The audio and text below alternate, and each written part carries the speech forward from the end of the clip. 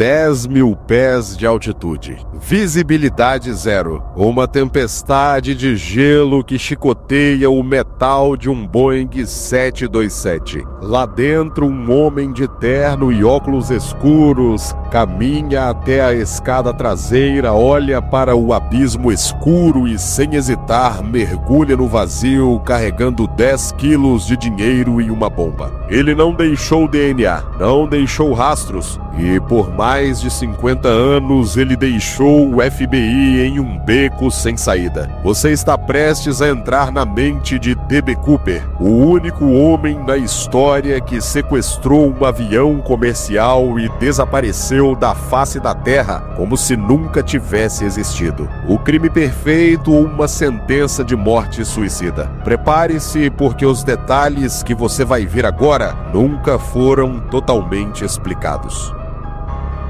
Tudo começou no dia 24 de novembro de 1971, em Portland. O homem que se apresentou como Dan Cooper era a imagem da normalidade corporativa dos anos 70. Muitos acreditam que DB eram as iniciais reais do criminoso, mas a verdade é mais irônica. O homem comprou a passagem como Dan Cooper, possivelmente uma referência a um personagem de quadrinhos franco-belgas que era um herói da aviação militar. Logo após o sequestro, o FBI começou a investigar qualquer Dan Cooper na região. Eles interrogaram um homem chamado D.B. Cooper em Oregon, que tinha um pequeno histórico criminal. Ele foi rapidamente descartado como suspeito, mas um repórter apressado ouviu o nome errado e publicou: D.B. Cooper sequestrou o voo 305. A agência de notícias Associated Press replicou o erro e o nome Dan Cooper morreu ali, dando lugar ao mito D.B. Cooper. Ele pagou a sua passagem em dinheiro, sentou-se no assento 18C e pediu um whisky com soda. Ele era tão meticuloso que, enquanto o avião estava sendo sequestrado, ele insistia em pagar cada bebida que pedia. O bilhete entregue à comissária Florence Schaffner era direto: "Tenho uma bomba na minha maleta. Usarei se necessário. Quero que se sente ao meu lado. Você está sendo sequestrada." A calma dele era o que mais assustava. Ele não gritava, ele não suava. Ele agia como se fosse uma reunião de negócios, enquanto mostrava cilindros vermelhos e fios dentro de uma maleta de couro. Cooper sabia exatamente o que queria: $200.000 em notas de 20 não marcadas e 4 paraquedas. O detalhe dos 4 paraquedas foi um golpe de mestre. Ele queria que o FBI pensasse que ele levaria reféns no salto, forçando-os a entregar equipamentos que realmente funcionassem. Cooper manteve o avião circulando por 2 horas. Durante esse tempo, ele foi descrito como gentil. Ele chegou a pedir que as refeições da tripulação fossem trazidas assim que pousassem. Quando o avião finalmente tocou o solo em Seattle, Tacoma, às 17h46, ele exigiu que as luzes da cabine fossem apagadas para evitar que atiradores de elite o vissem pelas janelas.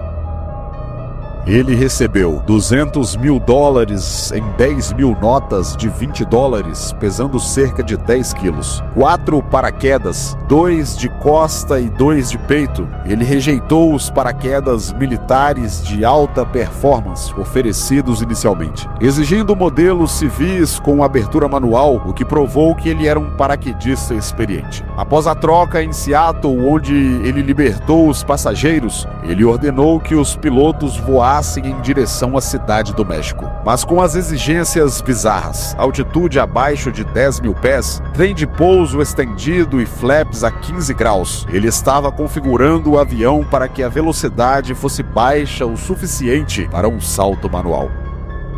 Às 19h40, o 727 decolou novamente. Cooper ordenou que a tripulação permanecesse na cabine de comando, e ele ficou sozinho na parte traseira. Tina Marklow, a única a vê-lo, notou que ele estava amarrado a um saco de dinheiro, à cintura com um cordão de nylon retirado de um dos paraquedas de reserva. Às 20 horas, uma luz no painel indicou que a escada traseira foi acionada. O piloto William Scott perguntou pelo interfone: "Tudo bem aí atrás? Precisa de ajuda?" A resposta de Cooper foi curta e final: "Não." Às 20 horas e 13 minutos, sobre a região gélida e selvagem de Ariel, em Washington, Cooper acionou a escada traseira. O ar pressurizado explodiu para fora da cabine. Ele amarrou o dinheiro ao corpo, colocou os óculos escuros e saltou para uma noite onde a temperatura era de 15 graus abaixo de zero. A cauda do avião subiu bruscamente. Cooper tinha saltado. Os pilotos notaram que a pressão do ar oscilou violentamente. Ele mergulhou em uma tempestade com ventos de 320 quilômetros.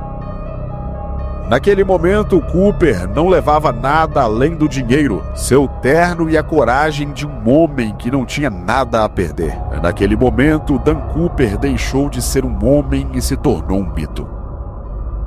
Anos depois, o caso ganhou contornos científicos sombrios. Em sua gravata deixada para trás, preta, estreita, de um modelo comum na época, do tipo clip-on, aquele que já vem com um nó pronto e se prende ao colarinho por um clipe metálico. Antes de saltar para a escuridão, ele removeu-a e a deixou sobre a poltrona. A gravata deixada por D.B. Cooper no assento 18C é possivelmente a peça de evidência mais frustrante e ao mesmo tempo reveladora de toda a história da perícia criminal. O que parecia ser apenas um acessório descartado tornou-se em 2011 a chave para uma nova fascinante teoria sobre a identidade do sequestrador. Investigadores encontraram partículas de titânio e antimônio. A descoberta mais chocante foi a presença de titânio metálico puro. Em 1971, o titânio não era o material comum que vemos hoje em relógios ou quadros de bicicleta. Ele era um metal extremamente raro, caro e difícil de trabalhar. O titânio puro era utilizado quase exclusivamente em instalações de fabricação de produtos químicos altamente corrosivos ou em projetos aeroespaciais de ponta, como o desenvolvimento do avião de transporte supersônico SST da Boeing. O fato de o titânio estar na forma de partículas metálicas sugere que Cooper trabalhava em um ambiente de usinagem ou metalurgia. Ele não era apenas um passageiro, era provavelmente um engenheiro ou técnico de materiais que lidava com a fabricação desses componentes. Além do titânio, a perícia encontrou ligas de antimônio e bismuto, além de elementos conhecidos como terras raras. O antimônio é um metalóide usado em retardantes de chamas e em certas ligas metálicas para endurecer o chumbo, como em baterias ou munições. A presença desse elemento reforça a teoria de que ele vinha de um ambiente industrial pesado. As partículas encontradas não eram poeira comum. Elas eram ligas especializadas que na época estavam sendo testadas para criar revestimentos resistentes ao calor extremo e em motores de jato. Muitos investigadores acreditam agora que Cooper era um funcionário da própria Boeing ou de uma fornecedora direta. Em 1971, a Boeing enfrentava uma crise terrível e havia demitido milhares de funcionários em Seattle. Isso daria a Cooper 3 coisas fundamentais. Número 1. A ação pode ter sido por vingança ou desespero financeiro após ser demitido. Número 2. Ele sabia exatamente como a escada traseira de um 727 funcionava.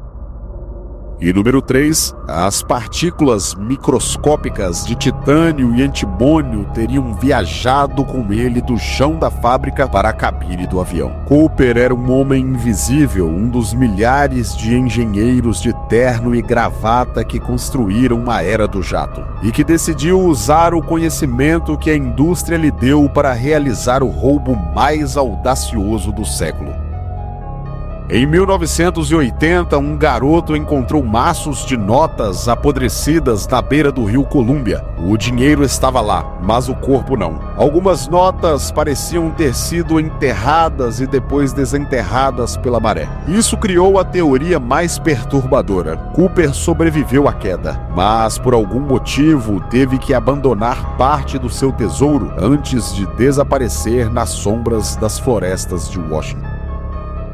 Se ele morreu, a floresta de pinheiros e os lobos de Washington esconderam seus ossos para sempre. Mas se ele sobreviveu, quem ele seria hoje? Suspeitos como Robert Hackstraw, um mestre em guerra psicológica e piloto de helicóptero no Vietnã, ou Richard McCoy, que imitou o crime meses depois, mantém o mistério vivo.